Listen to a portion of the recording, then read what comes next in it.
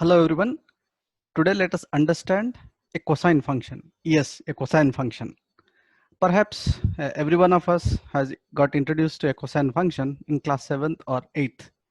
It is so simple yet sometimes confusing.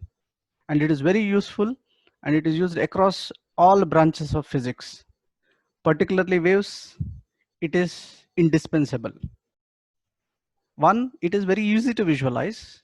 And on the other hand, because of Taylor series, we know that any periodic function can be represented as sum of cosine functions of different frequencies. Hence, if I understand one cosine function, it is easy to understand any periodic disturbance. So for that, let us use this visualization. First, let us plot a cosine graph. So this is a simple cosine graph which we all plot. X-axis on this direction, y-axis in this direction, and the function which we are generating is y is a plus b cos cx plus g. Yes, g, I have just used g to break the monotony of abcd, so abc and g. So the function is decided by these four parameters and x. The y value will be plotted here, and over here we see the values of abcd. A is 0, b is 1, c is 1, g is 0 for this curve. So we'll remember these values 1 and 1. They'll be useful for future comparison. So this is a cosine function, starts at 1 and then goes between -1 and +1. So let us play around and generate some cosine function with some random numbers. 2.33 for A. So we can see it is displayed here. 3.51 for B. 3.51. And for C, let us give 2.4. And for D, let us give a value of 0.5. So these are the values. Let us generate a cosine function for this. So the red curve is the cosine function generated with this parameter. So the equation will be 2.33 plus 3.51 cos 2.4x plus 0.5. So let us understand what happens to the function when we change this parameter. So when we are dealing with function, it is very important to visualize which parameter or which constant in the equation affects the graph in what way. So let us change parameter A. This box enables us to change one parameter out of the four parameters. And there's a slider over here which can change the value of the selected parameter. So presently A is selected. The present value is 2.3. And I can change the value from 0 to 7.3. So let me change this. 4.5, 5.2. So we see as the value of A is increasing, the entire cosine function is getting shifted. Let us get it back down. So the cosine function still oscillates around the number 0.8. So whatever is A, the cosine function will oscillate around that number. So it's around 2. So we can see that the cosine function is oscillating around 2. If it goes to 0, the cosine function will be oscillating around 0. So this is known as DC shift because it shifts the entire graph vertically by same amount. Now let us see the second parameter, which is B. Now present value of B is 3.51 and we can vary it from 0 to 8.51. 4.3. Now B is 5.2. Now you can see that as value of B is changing or the value of B is increasing, the height of the graph is increasing. We can see between these two horizontal lines, it will be varying. For example, let me put it at 5.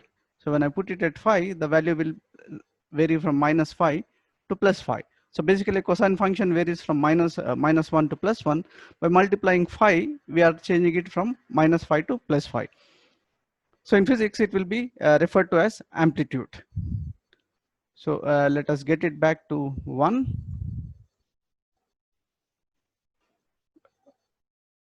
Or let's put it at 2. Yeah, it's around 2. So now let us change the parameter C. Now C is different from these two parameters because C is sitting inside the cosine function, that is it affects the phase, whereas A and B has affected the, it did not affect the phase, the shape remained the same, but it was getting shifted or multiplied, that's all. Now let us see what happens with C. The present value is 2.4, 3.8, 4.6, 5.6, 5.3, 6. Now we can see as the parameter C is increasing, the number of times it is touching extrema is increasing.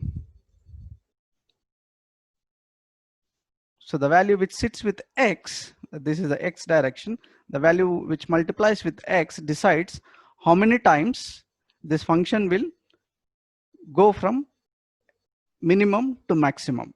For example, if you put it at 1, let us see. Let's start with 1.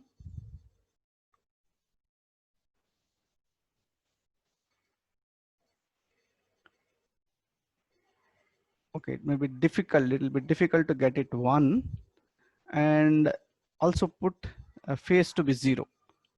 Let me put this value to be 0 for the sake of simplicity, and then let me put it this at 1. Now we can see it starts with here at 0, goes down and comes up.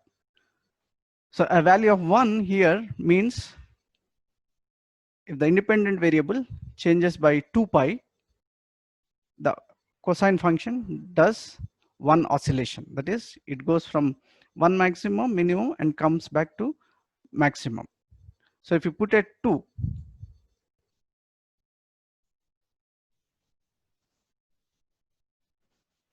so just around 2.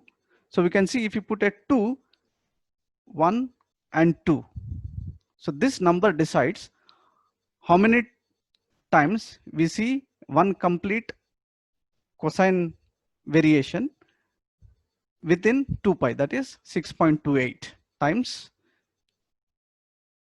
of the X value or whatever is the value on the X axis. Let us go to the extreme 6. We can see that it's maximum around 6. So we can see 1, 2, 3, 4, 5 and 6. This is slightly more than 6. That's why it is not matching. So this is referred to as frequency. So let's decrease the frequency a bit. And let us go for parameter G. Now the G, presently it is at 0. And then it can take value from 0 to 6.28. Yes, 6.28 is special. It is 2 pi actually. So let us increase it.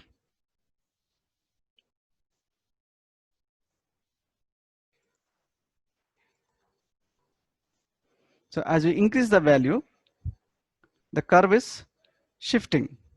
Or another interesting way, useful way to say the same thing is, let us observe a point here.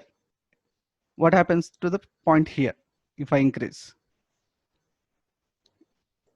It is shifting down, down, further down.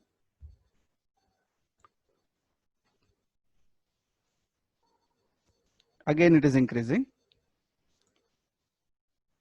and full length. So this is known as initial phase. The term which is written here is initial phase, and Cx plus G is the full phase.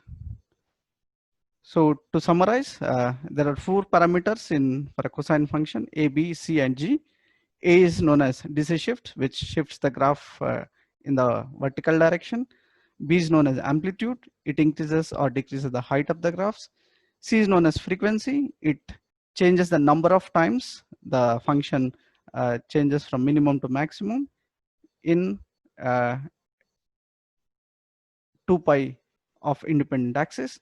And G decides, it's known as initial phase, and it decides at what point the cosine graph will start.